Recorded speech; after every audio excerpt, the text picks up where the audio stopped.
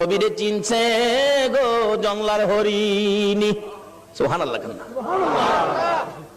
মদিনার ঘটনা বলছি। শিকারী দুই পাহাড়ের মাঝখানে সুতার জাল ফিট করছে। জাল মাছ মারানো জাল দিয়া না, পানির থেকে তো মাছ মারে জাল দিয়া।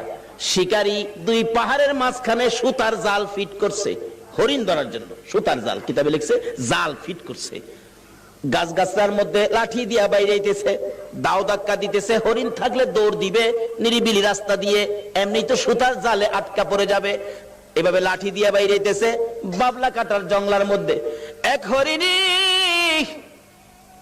এই জঙ্গলার থেকে জীবন বাঁচানোর জন্য দৌড় দিয়ে সুতার জালের মধ্যে পেঁচ খায়া গেছে। শিকারী দৌড়ায় যাইয়া ভালো করে পেঁচাইয়া বিরাট বড় হরিণ কাঁধে করে আনা যায় না। কিতাব লেখে শেষরাইয়া আনতেছে।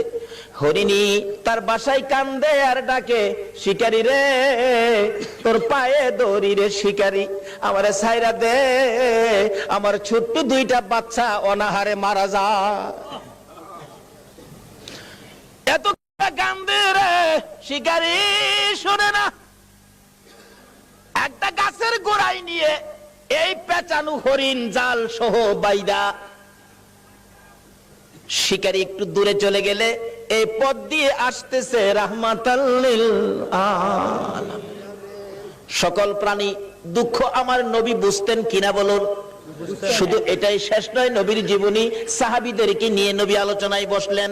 এমন সময় একটা দোয়েল পাখি দৌড়ায়া এসে নবীর সামনে বসে গেছে।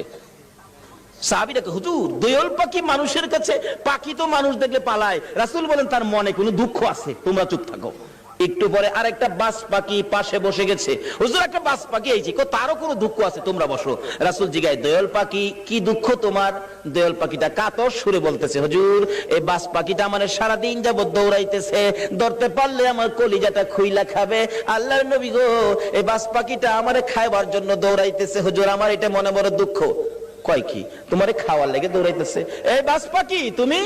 হুজুর সন্ধ্যার সময় গাছের ডালে বইছি, পেটে খিদা, এই খিদা নিয়ে সারাদিন এটারে দৌড়াইতেছি, হুজুর দরতাল্লে আমি খাই আমার কলিজাটা ঠান্ডা করুম হুজুর। রাসূল দেখে সমস্যা কাউর চেয়ে কাউর কম না। আমার নবী ডাকতেছে, দোয়েল পাখি আয় আয়, তোরে খাইতে চাইতেছে, আয় দিগায়। হাতের মধ্যে নিয়ে নবীজি আদর করে বলে দিলেন, যাও যাও তুমি চলে যাও। দোয়েল পাখি চলে গেছে। বাজ পাখি কয় খাইছে, দোয়েল ছেড়ে দিছে, আমারে সাইজ করব। নবীজি ডাকে, দোয়েল পাখি তুমি চলে গেছো? বাজ পাখি জি, আসো। হুজুর ছাইরা দেন, আমি খাইতাম না। জায়গা হুজুর আমি জীবন আর খাইতাম না, আমি ছাইরা দেন। নবী কয়, তোমার পেটে যখন খিদা তুমি আয়ো না, একটা কাইক সামনে দে, আবার দুই কাইক পিছে যাবে। আর এইটা কতছো কেন বেটা? আস না, সামনে আয় না। আরে বেটা আয়, সামনে আয়। হুজুর মাফ করে দেন, আমি খাইতাম না জায়গা হুজুর। আমার নবী ডাহে, বাজ পাখি তোমার যখন পেটে বড় খিদা, আয় আমার পাশে আয়, আমি নবীর গাল থেকে দুই টুকরা গোশত খাইয়া তোর কলিজা ঠান্ডা করে যা। আয় আমার গাল থেকে গোশত খা। বাজ পাখি নবীর সুন্দর চেহারার দিকে তাকাইয়া দুইটা চোখের পানি জর্জর করে ছেড়ে ছেড়ে কাঁদতেছে আর বলতেছে, হুজুর আর আমার খাইতে হবে না, আপনার সুন্দর বিচার দেখে, আপনার সুন্দর চেহারা দেখে না খাইয়া আমি বাজ পাখির কলিজা ঠান্ডা হইয়া যায়। বলতেছিলাম সকল পশু পাখিরা পর্যন্ত আমার নবীর কাছে শান্তি পাইতো, সমস্যার সমাধান পাইতো, কিন্তু আমরা উম্মত হইয়া নবী দ্বারা সমস্যা সমাধান করতে পারলাম না। বলতেছিলাম হরিণী আমার নবীকে দেখে দুইটা চোখের পানি ছেড়ে ছেড়ে কান্দে। মাবুদ মনের দুঃখ কার কাছে কমুখ? তোমার বন্ধু আইসা গেছে, আমার জবানটা খুলে দাও না, তোমার বন্ধুর সাথে কথা বলি। আমার আল্লাহ বলেন, হরিণী রে আমার বন্ধুর সাথে কথা বলার জন্য জবান চাইছস, যা আমি আল্লাহ খুলে দিলাম। সুবহানাল্লাহ।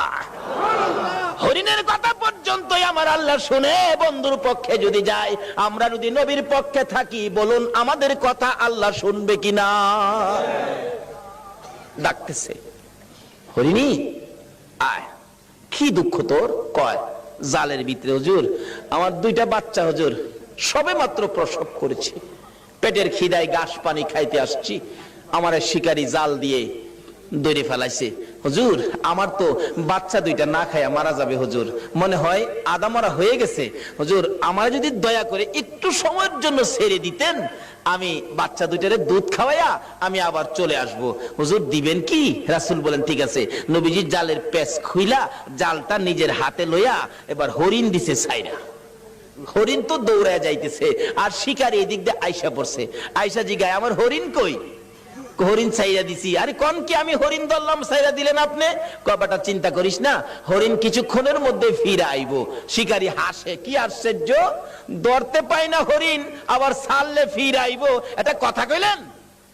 আচ্ছা আপনাদের ধারণা কি যেই নবী হরিণ ছাড়ছে হরিণ আইবো কিনা? কেন আমরা না চিনলেও হরিণ এই নবীরে শিকারী আশ্চর্য হই আমার নবীরে দমক দিতেছে। আমার নবী বলেন শিকারী রে দমক দিস না রে, যতক্ষণ পর্যন্ত তোর হরিণ না আসবে আমি নবী এই গাছতলা ছাড়বো না। চিন্তা করিস না। হরিণী দৌড়ে যাইয়া বাচ্চাদের সামনে হাজির, চোখের পানি ছাড়তেছে। বাচ্চারা জিজ্ঞেস করে মা এইভাবে কান্দো কেন গো মা? হরিণ কোনো কথাই কয় না, খালি কান্দে। বাচ্চারা বলেন মা কেন কান্দো? অবশেষে হরিণ বলতেছে বাচ্চারা রে শিকারীর হাতে বন্দী হয়ে গেছি রে বাচ্চারা, দুধ খাইবিনি খা, আমারে মা বলে ডাক দিবিনি ঢাক, জীবনের স্বাদ মিঠাইয়া দে মা কইয়া ডাক দিয়া দে, মারে জীবনের শেষ দেখা দেখা দে রে, দেরি করিস না, রাহমাতাল লিল আলামিনের হাতে রশি লাগাইছি তোদেরকে এক নজর দেখার জন্য, একটা টান দুধ খাওয়ানোর জন্য রাহমাতাল লিল আলামিনের হাতে রশি লাগাইছি, দেরি করিস না, দুধ খাইবিনি খা রে সন্তানেরা, মা কইয়া ডাকবিনি রে ডাক, আর জীবনে দেখা হবে না। বাচ্চা দুইটা একটার সাথে আরেকটা কি যেন কথা বলতেছেন, এ কথাই একজন আরেকজনকে বলে ও শোনো, এক ভাই আরেক ভাইকে বলতেছেন হরিণের বাচ্চারা, মা বলে আমার নবীর হাতে রশি লাগাইছে, এ বেয়াদবি মা করেছে, জীবন দিব রে মার দুধ খাইবো না। আল্লাহু আকবার। বাচ্চা হরিণ হইয়া নবী চিনে, উম্মত হইয়া নবী চিনলাম না। নবীর যারা চিনেছে, নবীর পক্ষে যারা গিয়েছে, বলুন তাদের সমস্যা আছে না দূর হইয়া গেছে? দূর হয়েছে। কিভাবে দূর হয়েছে বাস্তবে আসুন। ছোট্ট ছোট্ট বাচ্চা সবে মাত্র দুনিয়ায় আসছে, একজন আরেকজনের কানে কানে কয় যে মা নবীর হাতে রশি লাগাইছে, এ মার দুধ আমরা খাইতাম না। দুইজন অভিমান করে বসে আছে, মার কাছে আসে না, কথাও কয় না। মা বারবার ডাকে সন্তানেরা রে আয় দুধ খায়া দে, চোখের পানি ছাড়ে আর ডাকে। বাচ্চারা বসে জবাব দেয় মা এত হারামি মা তুমি, এত নিষ্ঠুর মা তুমি, আমাদেরকে দুধ খাওয়ানোর জন্য আমার নবীর হাতে বুঝে রশি লাগাইছো, তোমার মতো বেয়াদব মার দুধ আমরা খাইতাম না। মা যতক্ষণ পর্যন্ত নবীর কাছ থেকে বেয়াদবির ক্ষমা না আনবা ততক্ষণ পর্যন্ত আমরা তোমার দুধ খাইতাম না। কারণ তারা চিনে গো এই নবী না হইলে আমরা হইতাম না, কিন্তু আমরা উম্মত হইয়া নবী চিনলাম না। দয়ার নবী মায়ার নবী দাঁড়িয়ে আছে, শিকারী ধমক দিতেছে তাড়াতাড়ি আমার হরিণ আইনা দেন। এমনি সময় বাচ্চা দুইটা বলে মা চলো না আমরাও নবীর কাছে যাব, তোমার বেয়াদবির ক্ষমা আনবো। বাচ্চা দুইটার সঙ্গে করে হরিণী আসতেছে, কাছাকাছি আসার পর নবীরে ধমক দিতেছে। হরিণ দূর থেকে ডাক মারছে, আরে শিকারী তোর পায়ে ধরে আমার নবীরে ধমক দিস না রে, আমার নবীর ধমক আমি সইতে পারি না রে। আল্লাহু আকবার। আমার নবীর কষ্ট হরিণ হইয়া সইতে পারে না, আমরা উম্মত হইয়া কেমনে সইলাম গো। হরিণ ডাকতেছে শিকারী রে দমক দিস না রে, আমার নবীরে দমক দিস না, পিছনে চাইয়া দেখ আমি আইসা গেছি। শিকারী পিছনে চাইয়া দেখে হরিণ গিয়েছিল একটা, তখন দুইটা বাচ্চা ও সাথে মোট তিনটা দেখা যায়। হরিণ দেখে আর কিছু কয় না। বাচ্চা হরিণ দুইটা যখন নবীর সুন্দর চেহারা দেখা যায়, মায়ের আগে আগে বাচ্চা দুইটা যাইয়া আমার নবীর দুইটা পাও মুবারকে পড়ে গেছে। হুজুর হুজুর গো আমার মা বেয়াদবি করেছে হুজুর, আমরা দুইটা বাচ্চা আপনার পায়ে ধরি, আমার মার বেয়াদবির ক্ষমা দেন। যতক্ষণ পর্যন্ত আমার মার বেয়াদবির ক্ষমা না দিবেন গো আমরা জীবন যাবে, এ মায়ের দুধ আমরা খাবো না। আমার নবী ডাকে, শিকারী রে বল এবার হরিণ কোনটা নিবি? বড় হরিণটা নিবি না বাচ্চা দুইটা নিবি? না, যেই নবী হরিণ ছাড়লে হরিণ আসে সেই নবীরে নিবি। শিকারী একবার নবীর দিকে চায়, আবার হরিণের দিকে চায়, আবার বাচ্চাদের কাণ্ড কারখানা দেখে শিকারী একটা চিৎকার মাইরা ডাক মারছে, হুজুর আর আমার হরিণের দরকার নাই গো। যেই নবী হরিণ একটা ছাড়লে তিনটা ফিরে আসে গো, আমার সেই নবীর দরকার। হরিণ ছেড়ে দিলাম, আপনি নবীর হাত ধরে কালিমা লইয়া মুসলমান হইলাম। আজকে পশু পাখিরা পর্যন্ত আমাদের নবীকে দিয়ে বিপদ থেকে উদ্ধার হয়, কিন্তু আমরা পারতেছি না। বোঝা গেল আমরা নবীকে ভালোবাসতে শিখি নাই, আমরা এখনো নবীর পক্ষে যাইতে শিখি নাই। কিভাবে যাবেন আসুন আগে বাড়ি। আপনাদের কষ্ট হইতেছে ভাই সাহেব? নবীর জন্য কষ্ট করতে মন চায় না? কেন কষ্ট করবেন না? আমার নবী যেদিন এই দেশ থেকে বিদায় হয়ে যাবে, আমার আল্লাহ জিব্রাইলকে দিয়ে প্রস্তাব পাঠাইছিলেন, ও জিব্রাইল আমার বন্ধুর কানে খবর দাও, আমার বন্ধু এই দেশের মাটিতে থাকতে পারবে না, আমার বন্ধু এই রক্ত মাখা জমিনের মধ্যে রাখবো না, আমার বন্ধুর দেহ আমার আরশের ডাইন পাশে দাফন করব। জিব্রাইল খবর নিয়ে ডাকতেছেন, হুজুর আল্লাহর সালাম গ্রহণ করুন। আমি জিব্রাইলের সালাম গ্রহণ করুন। আল্লাহর নবী গো, আপনার দেহ মোবারক আল্লাহর আরশের ডাইন পাশে দাফন হবে, আপনি খুশির সহিত কবুল করুন। আমার নবী কোনো কথা কয় না, দুইটা চোখের পানি জর্জর করে ছাড়তেছে। জিবরাইল বলেন, ইয়া রাসূলুল্লাহ এত সুন্দর প্রস্তাব নিয়ে আসলাম, কোনো কথা কন না, খালি কাঁদেন কেন জানতে চায়। আমার নবী বলেন, জিবরাইল রে তোমার জন্য খুশির খবর হতে পারে, আমি খুশি হতে পারলাম না। কেন পারলেন না? রে জিবরাইল আমার দাফন আল্লাহর আরশের ডান পাশে হবে, আমি জানতে চাই আমার গুনাহগার উম্মতের দাফন কই হবে রে? জিবরাইল বলেন, আপনার উম্মতের দাফন এই জমিনের মধ্যে হবে। আমার নবীর কান্না আরো বেড়ে গেছে। জিবরাইল না না সইতে পারি না, আমি আরশে থাকবো আর আমার উম্মতেরা এই জমিনে থাকবে। আমার মন মানে না, প্রস্তাব আমি রাখবো না। আমার পক্ষ থেকে একটা প্রস্তাব আমার প্রভুর দরবারে তুলে ধরো। জিবরাইল রে আমার গুনাহগার এতিম উম্মতেরা যেই জমিনে থাকবে, আমি নবী আরশে যাব না রে, আমি আমার গুনাহগার উম্মতের পাশে সেই জমিনের মধ্যে শুয়ে থাকবো। আরে দয়ালো নবী প্রেমের ছবি আর আসবে না জগতে, আমার দয়ালো নবী প্রেমের ছবি আর আসবে না। হাসর দিনে উম্মত বিনে, হাসর দিনে উম্মত বিনে যাবে না নবীজি বেহেশতে। দয়ালো নবী প্রেমের ছবি আর আসবে না জগতে, আমার দয়ালো নবী প্রেমের ছবি আর আসবে না। 63 সাল জিন্দেগি কাছে বলে উম্মতি, 63 সাল জিন্দেগি কাছে বলে এখনো কান্দে শুয়ে মদিনাতে নবী, এখনো কান্দে শুয়ে মদিনাতে।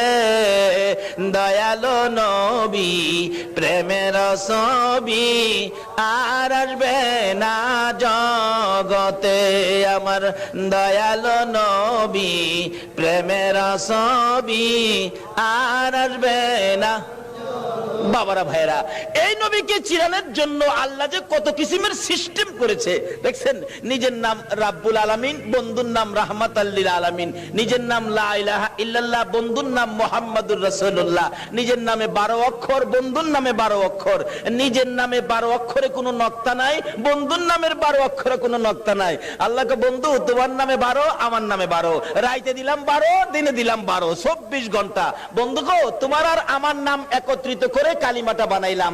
24 ঘন্টায় যা গুনাহ করছে তোমার উম্মতেরা, 24 অক্ষরের কালিমাটা যদি একবার লাগায়া দেয়, আমি 24 ঘন্টার গুনাহ আমি মাফ করে দিব। এইভাবে সিস্টেম করে আমার আপনার নবীকে বুঝাইতে চায়, এটা আদম নবীকে না, ইব্রাহিম নবীকে না, মুসা নবীকে না, ঈসা নবীকে না, একমাত্র বুঝাইতে চাই নবী মুহাম্মদুর রাসূলুল্লাহ সাল্লাল্লাহু আলাইহি ওয়াসাল্লামকে। এই নবীকে চিনতে পারলে কোনো সমস্যা থাকবে না, সব দূর হয়ে যাবে। আসুন এই নবীকে চিনবেন কিভাবে, চিনাইতেছে। মক্কা নগর যেদিন বর্বর যুগ ছিল, মেয়ে হইলে জীবিত দাফন করত, জীবিত মাটি দিত। আমার নবী দুনিয়াতে আসার পর এই অবস্থা যখন চলতেছিল, নবীজির একজন সাহাবী যে নাম দাহিয়া কালবি, নিজের হাতে 70 থেকে 72টা কন্যাকে জীবিত দাফন করেছে। 72টা মেয়েকে জীবিত দাফন করেছে। ও মা বোনেরা, তোমাদের শান, তোমাদের মান, তোমাদের ইজ্জত বাড়িয়েছে নবী মুহাম্মদুর রাসূলুল্লাহ। তোমরা তো এই নবীর পক্ষে আসতে রাজি হও না। আসো আগে বাড়তেছি। বলতেছিলাম তোমাদের শান ও মান কিভাবে বাড়াইছে। দাহিয়া কালবি 72টা সন্তান, 72টা মেয়ে আশপরশী সহ দাফন করেছে জীবিত। এখন তার নিজের বাচ্চা হবে, বিবির পেটে বাচ্চা, ব্যবসার উদ্দেশ্যে বাহিরে যাবে। বিবিকে বলে গেছে, বিবি যদি ছেলে হয় রাইখা দিবি সোনার প্যাকেট করে, আর যদি মেয়ে হয় গলা টিপে মারবি, না হয়তো ছুরি দিয়া জব করবি। চলে গেছে, আল্লাহর কুদরত মেয়ে হয়েছে। মেয়েটা এত সুন্দর, একবারে বাপের চেহারা, সেই জন্য দরদি মা মেয়েটার নাম রাখছে জামিলা। জামিলা শব্দের অর্থই হলো সুন্দর। 1 বছর 2 বছর 3 বছর 4 বছর বয়স হয়ে গেছে।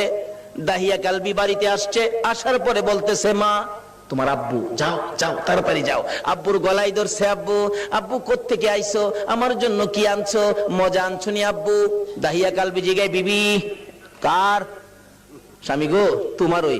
একবার তোমার চেহারা আমি মারতে পারলাম না। ও মা বোনেরা, তোমরা জীবিত দাফন করতো, গলা টিপা মারতো, আর এই নবী আয়া তোমরার দাম কত বাড়াইছে। দাহিয়া কালবি বলেন, বিবি এ কি করলি, আমার গলায় কলঙ্কের হার পরাইলি। বিবি গো তোমার জামিলাকে গোসল করাইয়া দাও, ভালো কাপড় পরাইয়া দাও, তোমার জামিলাকে লইয়া আমি বেড়াইতে যাব। মা ভাবছে আমার জামিলার প্রতি বুঝি স্বামীর মায়া হয়ে গেছে, সন্তান হিসাবে বুঝি আর মারবে না, মায়া বুঝি হয়েছে। বাবা বাবা ডাক শুনে জামিলাকে গোসল করাইতে গেলে জামিলার মা বলেন, কেন জানি গো আমি জামিলার মাথায় পানি দিতে পারি না, আমার হাতে পানি উঠে না, আমি জামিলাকে গোসল করাইতে পারি না, আমার মন ভেঙে গেছে, আমি জামিলাকে কাপড় পরাইতে পারি না, আমার কলিজার মধ্যে দাও দাও করে আগুন জ্বলতেছে। বলুন, সন্তানের উপর যদি কোনো বিপদ আসে আগে খবর জানে কে? আর যদি কোন কে জানে? আজকে এই মা কি জিনিস, বাবা কি জিনিস আমরা চিনি না। বলতেছিলাম জামিলার মা কাপড় পরাই, চোখের পানি ছাড়ে। জামিলা জিজ্ঞেস করে, মা আমাকে কাপড় পরাও, তুমি কাঁদো কেন? জামিলার মা বলেন, রে সন্তান, আয় আমার দূরের মেয়ে, আমি যে তোমার কাপড় পরাই গোসল করাই, কেন জানি আমার কলিজার মধ্যে আগুন জ্বলতেছে, বুঝি না তোমার বাবা জানি কোন বেড়ানি বেড়া। সঙ্গী করে লিয়ে রওনা হলেন। মা পিছন থেকে ডাকতেছে, জামিলা রে, আমি মার বুক খালি করে যাইস না রে জামিলা, যতক্ষণ পর্যন্ত বাড়িতে ফিরে না আসবি আমি মা রাস্তাটার মধ্যে দাঁড়াইয়া থাকবো। দুঃখিনী মা রাস্তায় দাঁড়িয়ে আছে। ও মা বোনেরা, তোমরা কেন এই নবীরে চিনো না? দাঁড়িয়ে আছে। একটু পর একটু সময় পার হয়ে যায়, জামিলাকে নিয়ে এক পাহাড়ের চিপায় চলে গেছে। দাহিয়া কালবি পাহাড়ের চিপায় যাইয়া জামিলাকে দাঁড় করাইয়া গর্ত করতেছে। গর্ত করতে করতে এই পরিমাণ গর্ত হয়ে যাওয়ার পর জামিলা জিগাই, বাবা গো এত কষ্ট করে গর্ত করতেছো কেন? তুমি না বেড়াইতে যাইবা? বাবা চলো না আমরা বেড়াইতে যাই। এই কথা বলতে দেরি নিষ্ঠুর পাষাণ দাহিয়া কালবি জামিলাকে ঘাড় ধরে গর্তের ভিতরে ফেলাইয়া বুকের উপর পাড়া দিয়া দাঁড়াইয়া বড় বড় পাথরগুলো বুকে মারতেছে। জামিলা এমন একটা চিৎকার মারে আল্লাহর আরশ পর্যন্ত কেঁপে ওঠে। আল্লাহু আকবার। জামিলা ডাকতেছে, মাবুদ কোন অপরাধে গো আমার বাবা আমারে মারে? আমার মাইরো না, আমি মেয়ে হইয়া জন্মের পরে যদি তোমার কলঙ্ক হয়, বাবা গো আমার মাইরো না, আমারে ছেড়ে দাও। আমি জামিলা এমন একটা দেশে চলে যাব যেখানের মানুষ দাহিয়া কালবি চিনে না। নিষ্ঠুর পাষাণ পিতা মানলো না, বুকের উপর পাড়া দিয়ে পাথরগুলি দিচ্ছে। একটু পরে পরে মেয়েটা ডাকে, বাবা গো আমারে মাইরো না। শেষ নিঃশ্বাসটা যখন বাহির হয়ে যায়, বালু দিলেন, পাথর দিলেন, পাথর ফাইটা বালু ফাইটা শব্দটা বাহির হয়, বাবা গো আমারে মাইরো না। শেষ নিঃশ্বাস ত্যাগ করে বিদায় হয়ে গেলে দাহিয়া কালবি বলেন, আমি যত দূর যাই আমার কানের মধ্যে আওয়াজ আসে, সন্তান আমারে ডাকতেছে, বাবা গো আমারে মাইরো না। মনটা মানতেছে না, কি করলাম, এত সুন্দর করে আমারে বাবা কইয়া ডাকতো। দৌড়া বিবির কাছে গিয়ে কাঁদতেছে, বিবি গো, ও বিবি আমার জামিলা কই গো বিবি। বিবি কান্দে, স্বামী আমার কলিজাটা কেন জানি ধাউ ধাউ করে আগুন জ্বলতেছে। বিবি গো আমি তো তোর জামিলারে জীবিত দাফন করে আসছি। বিবি কান্দে, স্বামী কি করলা?